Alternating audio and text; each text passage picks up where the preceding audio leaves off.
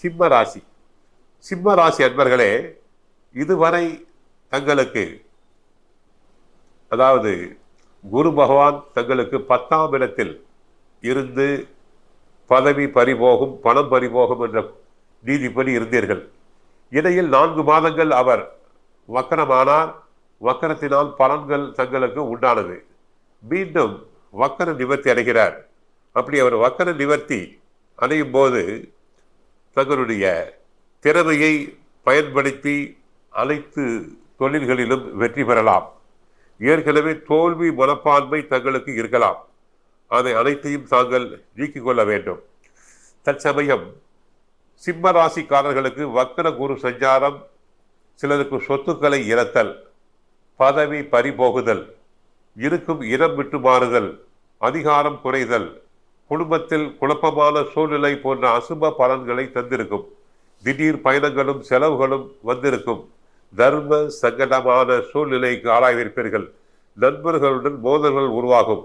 வெளிவட்டாரத்தில் அலைச்சல் அதிகரிக்கும். பழைய பிரச்சனைகளில் தங்களுக்கு பயம் வந்து போயிருக்கும்.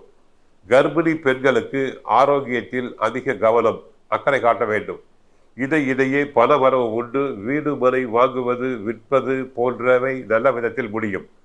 அமைதியுடனும் கவனத்துடனும் பிரச்சனைகளை அணுகினால் மட்டுமே நிலைமையை சமாளிக்க முடியும். சிம்மராசிக்காரர்கள் மே 14 வரை சற்று எச்சரிக்கையாக இருங்கள். அதன் பிறகு குரு பகவான் லாபஸ்தானத்துக்கு செல்கிறார்.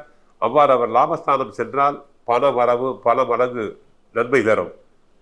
இந்த குரு பயிற்சியின் முடிவில் கோடை வெயிலில் காய்ந்த சருகு போல வாடிய உங்கள் வாழ்வில் அதிர்ஷ்டத்தின் அலைமலை பொரியும். செல்வம் ஓரளவு சேரலாம். மனதில் குளிர்ச்சி குதூகலம் உண்டாகலாம். பெண்களுக்கு 10ஆம் இடத்துக்கு குரு திரும்பவும் வருவதால் குடும்பத்தில் உங்களுடைய பேச்சுக்கு மரியாதை குறையும். தாய் வழி உறவுகளின் ஆதரவு குறையும். சிக்கனமாக இருந்தால் மட்டுமே குடும்ப செலவுகளை கட்டுப்படுத்த முடியும்.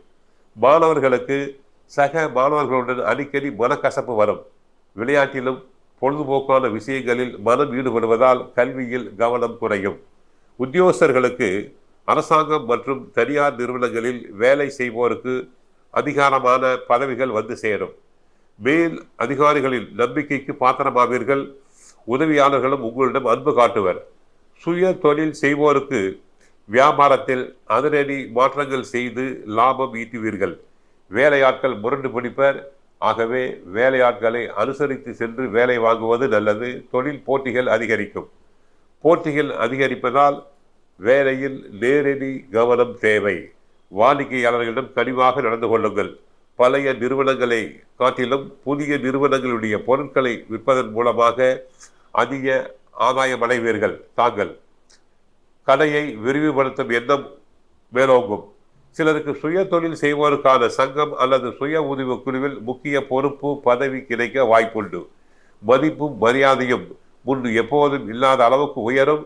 வீடு மனை வாங்கி விற்றல் தொழிலில் இருப்போருக்கு நல்ல லாபம் கிடைக்கும். தொழிலில் கடினமாக போராடித்தான் சில நுணுக்கங்களை தாங்கள் கற்றுக்கொள்ள வேண்டும். மூல நட்சத்திரக்காரர்களுக்கு பண வரவு உச்சத்தை தொடும். என்றாலும் எதிர்பாராத செலவுகளால் மிச்சத்தை தராது. மருத்துவ செலவுகள் கட்டுக்கணங்காமல் போகும்.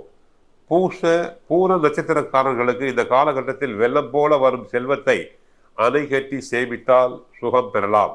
உத்தர நட்சத்திரக்காரர்களுக்கு முதல் பாதம் இந்த குரு பெயர்ச்சி சில நன்மைகளை தந்தாலும் குடும்பத்தில் சில சலசலப்புகளை ஏற்படுத்தி சிறிதளவு கெட்ட பெயரையும் உண்டாக்கும்.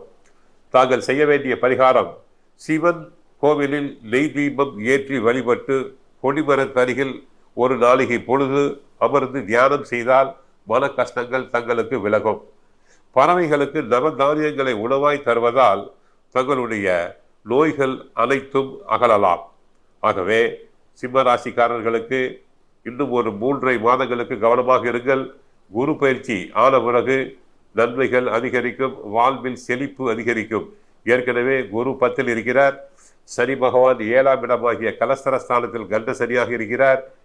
2ல் கேது, 8ல் ராகு. வாகனத்தில் பயணம் செய்யும் போது கவனம் தேவை.